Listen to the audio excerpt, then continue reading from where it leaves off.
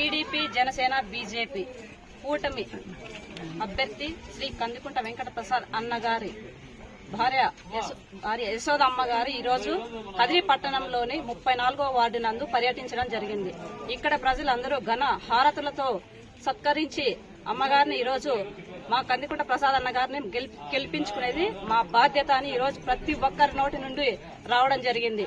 అలాగే రాజకీయాల్లోకి అందరూ కోట్లు సంపాదించుకోవడానికి వస్తారు, కానీ కందికుంట ప్రసాద్ అన్న గారు కదిరి నియోజకవర్గంలో ఉన్న ప్రతి ఒక్క చిన్న పెద్ద అని తేడా లేకుండా వారి మనసును గెలుచుకోవడానికి వచ్చిన వ్యక్తి కందికుంట ప్రసాద్ అన్న గారు.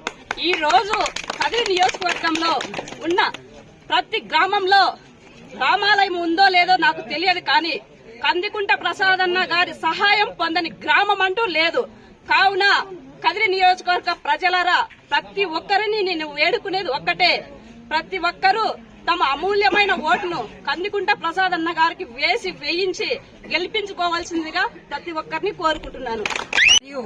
తెలుగుదేశం పార్టీ, బీజేపీ పార్టీల ఉమ్మడి అభ్యర్థిగా పోటీ చేస్తున్నటువంటి శ్రీ కందికుంట వెంకట ప్రసాద్ గారికి మద్దతుగా ఆయన సతీమణి గారు ఈ రోజు 34వ వార్డులో పర్యటించడం జరిగింది.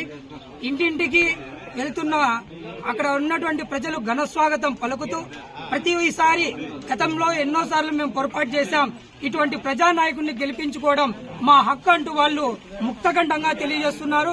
రాబోయేది తెలుగుదేశం, జనసేన, బీజేపీ పార్టీల ఉమ్మడి అభ్యర్థి అయినటువంటి కందికుంట ప్రసాద్ గారే అని ప్రతి ఒక్కరు ఇక్కడ తెలియజేస్తున్నారు. ఎందుకంటే ఈ జగన్మోహన్ రెడ్డి ఈ 5 ఏళ్ల పరిపాలన కాలంలో మొట్టమొదటిగా ప్రభావితం చేసినటువంటి ఎవరైనా ఉన్నారంటే అది కార్మికులు. ఎందుకంటే కృత్రిమ ఇసుక కొరత సృష్టించి వాళ్ళ ఉసురు తీసినటువంటి ఈ జగన్మోహన్ రెడ్డిని రాబోయే 2024 ఎన్నికల్లో ఖచ్చితంగా ఇంట్లో కూర్చోబెట్టి ఆ పబ్జీ గేమ్ ఆడిపించుకోవడానికి ప్రయత్నం చేస్తారని, అంతేకాకుండా ఈ కదిరి పట్టణంలో ఏ వార్డు చూసినా సమస్యలే, మౌలిక వసతులు లేవు, నీరు రావు, కాలువలు ఉండవు.